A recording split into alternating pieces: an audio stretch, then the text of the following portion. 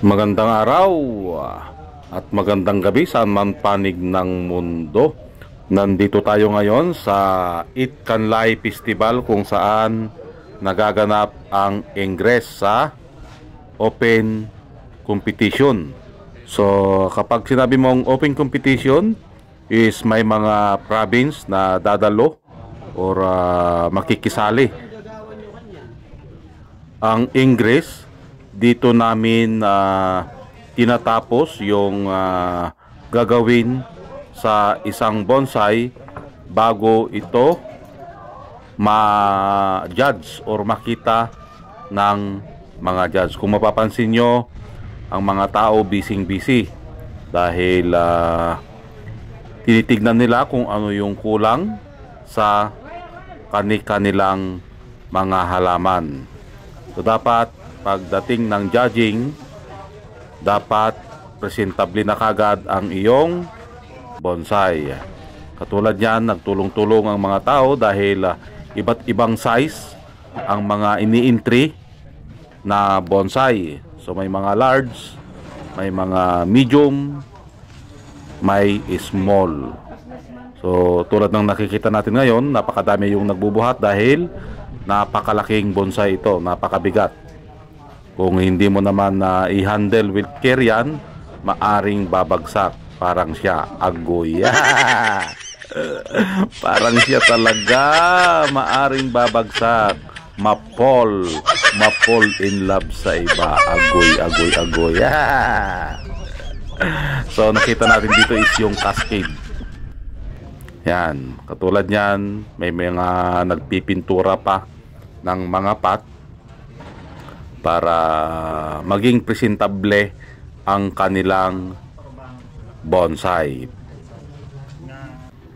Yan, pasilip muna tayo sa mga natapos na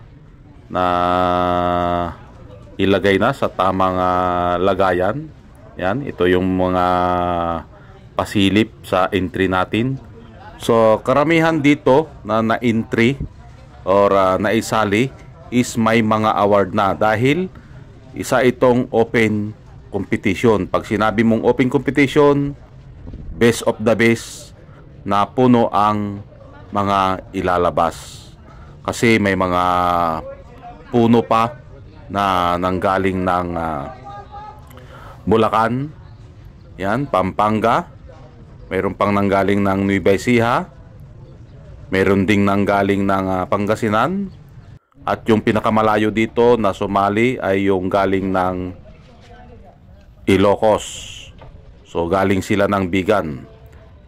Katulad nito, inaayos yung kanyang bonsai para maging presentable bago makita ng mga judge. So kapag mag-umpisa na ang judging, kapag ikaw ay may puno pa na hindi mo naayos, hindi ka na pwedeng lumapit doon sa iyong puno. Wala nang makakapasok dyan kundi ang mga nagja-judge sa mga bonsai.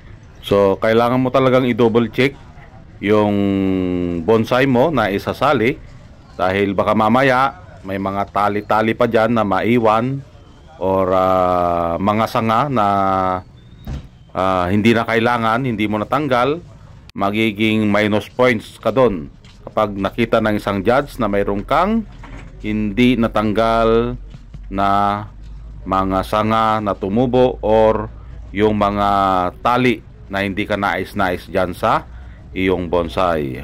So ito yung mga sample na tapos na ang ginawa nila sa isang puno. So naka-display na sila. So ready for judging na lang ito. Okay? So ito yung mga bonsai na naisali ng iba't ibang mga probinsya. So masaya ito dahil nakakapag-invite tayo ng mga kaibigan natin nanggaling pa sa mga malalayong lugar. So yun naman ang mahalaga dito sa pagbobonsai. Mag-enjoy ka at the same time magkakaroon ka ng mga kaibigan sa iba't ibang lugar. So yung nakita natin na yon is banyan, yung isang lahi ng baliti na pinakapit sa bato. Ayan. So preparado na yung mga bonsai sa isang exhibit or open competition. Okay? Ito nakita na din natin sa mga ibang vlog ko. Yan, lumabas na rin yan. So napakaganda yung puno na yon. Isa rin ito na maganda. So lahat naman ng mga bonsai na isinasali sa isang competition ay best of the best doon sa mga may-ari. So hindi mo pwedeng ilabas kung hindi ito handa or alam mong hindi pa siya buo. Okay? So dapat buong buo. Parang siya agoy. Yeah. Buong buo ang pagmamahal niya sa'yo. Agoy, sana all. At ito si Santan. Nag-aantay na i-touch ni Bonsaistang Lumpo, pero nakikimarites pa sa dumating nating isang kaibigan na galing pa sa Bulacan. So tapusin lang ni Bonsaistang Lumpo yung minamarites niya. Marites talaga. Sana all minamarites. Ayun, makipagkwentuhan lang muna tayo bago nating galawin ang ating Santan. Agoy. Sana all ginagalaw. Agoy. Okay? So ang Santan naman, punting touch na lang yan. Itinats na ni Bonsaistang Lumpo. So tinatanggal natin dito yung mga dahon na hindi na kailangan or yung masakit sa mata. Okay? Kailangan mong i-double check kasi dapat lalayo, lalapit ka para makita mo kung kailangan ba talagang tanggalin or hindi. So ganito ang ginagawa ng ingress sa isang competition. Kailangan mong ayusan ang iyong bonsai bago dumating ang judging. So dito nag-ikot-ikot na lang dito si Bonsaistang Lumpo para makapag-observe sa mga puno na inintri ng bawat kalahok. So dito ako nakakakuha ng mga idea kung ano ang ginawa nila sa kanilang mga puno. Okay? At mayroon din pala tayong mga siseki. Ano nga ba yung siseki? Ang siseki ay ito ay picture stone or yung mga may hugis na bato. Katulad nito, parang balon. Okay? Na may iniinuman ng mga usa. At ito naman, ang nakikita natin dito ay isang isda. Yan. So ito ay hugis ng mga bato na mayroon kang nakikitang imahe. At isa din dito ang puno na may nakikita kang malayong mountain. Yan yung nandun sa drawing. Yun ang makikita mong obra o isang art ng isang bato. At ito naman, alam nyo naman siguro kung kanino ito. So binigyan ng may-ari ng bato na ito na ang kanyang title ay Happiness. Agoy. Yeah! Happiness talaga. So alam nyo na kung kaninong bato yan. At kung ikaw naman ang tatanungin, ano naman ang title na kaya mong ibigay doon sa batong iyon?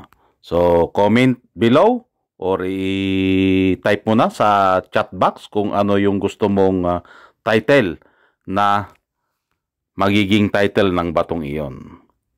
So i-continue lang ang pagbubuhat at paghahakot ng mga bonsai dito sa binyo.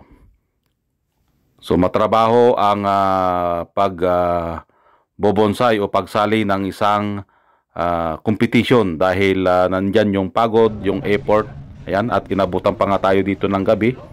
At nagiging topic na yan ng bawat bonsai. So nakikinig lang tayo dito para makakuha tayo ng idea sa kanyang ginawang puno. Shout out nga din pala kay Sir Alin Bunag na napahanga ako sa mga inilabas niyang puno.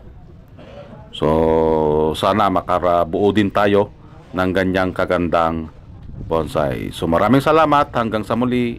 Bye-bye.